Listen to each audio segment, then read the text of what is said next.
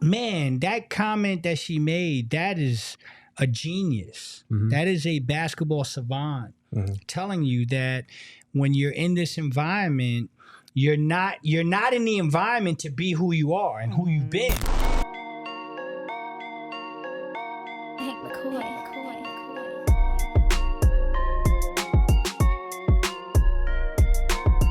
Earlier this week, we heard from the great Sue Bird, who got candid on what it is like playing for Team USA. Here's what she had to say.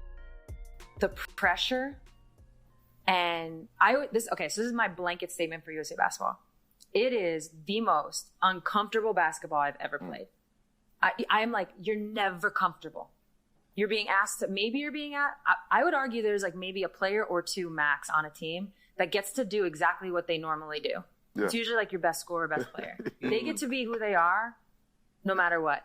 Everybody else, uncomfortable the whole time. You're trying to be this or you're trying to do that. You're trying to get yourself going, but this is your role. And right. It's just like this fucking dance where you're just, and I tell people who join the team, like newbies, I'm like, listen, if you're uncomfortable, you're doing it right.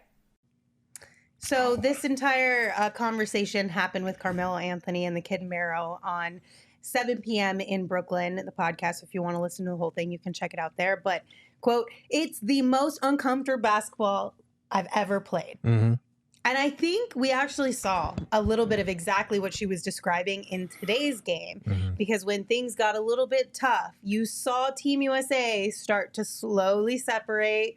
We saw a little bit more iso ball sneak in, and everybody was talking about this is the do or die moment. You either stay separated and you lose this game, or you come back together as a team and you do what's been working and you win. Yeah, Tigers don't change their stripes. And so when shit gets tough, these are the best players in the world. They're so accustomed to saying, give me the ball, let me take over, let me do what I do. That's why I'm great. That's why you call me a GOAT. And in this environment, you got to kind of hold yourself back from doing that. You got to say, you know what? No, this is exactly what they want us to do. We got to come together.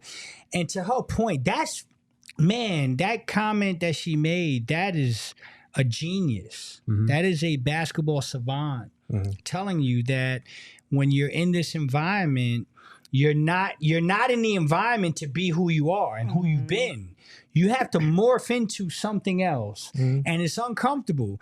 And I can't help but think of a guy that we know closely, that we cover very closely here, who's been doing a fantastic job of morphing into something that no one's really seen or no one really recognizes on a daily basis. And that's Devin Booker.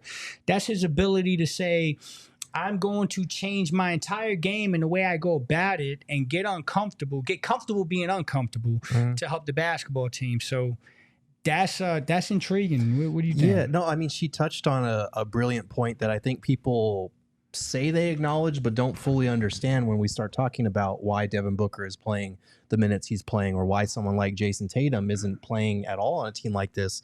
And it's because you look at every player on this roster, with the exception of Derek White, who was brought on as a replacement for Kawhi Leonard. Every single one of them is either the 1A or the 1B on their team. They are lead offensive initiators, they're leading scorers, they're leading playmakers, and you can't have all of that on the same team in the same starting lineup.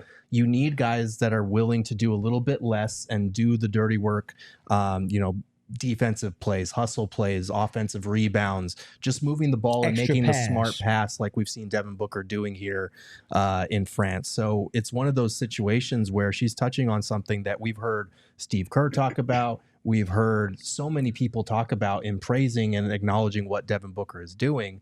And at some point, maybe the masses will catch on to the importance of that.